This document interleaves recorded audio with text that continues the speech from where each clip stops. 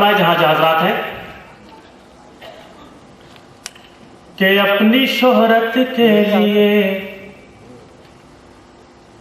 अपनी शोहरत के लिए और न दौलत के लिए।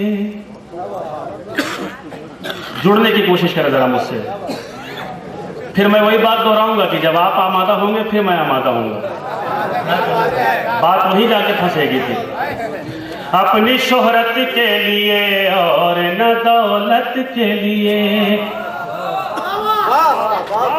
अपनी शोहरत के लिए और न दौलत के लिए, अपनी शोहरत के लिए और न दौलत के लिए।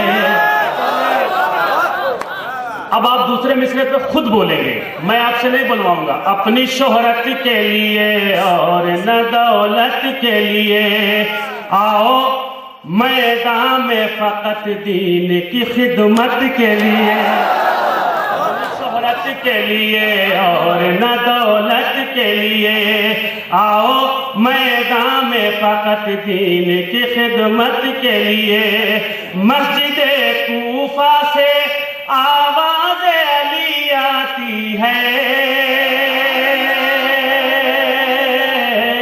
मस्जिद कूफा से आवाज़ अली आती है, मस्जिद कूफा से आवाज़ अली आती है। जिंदगी होती है मोमिन की शहादत के।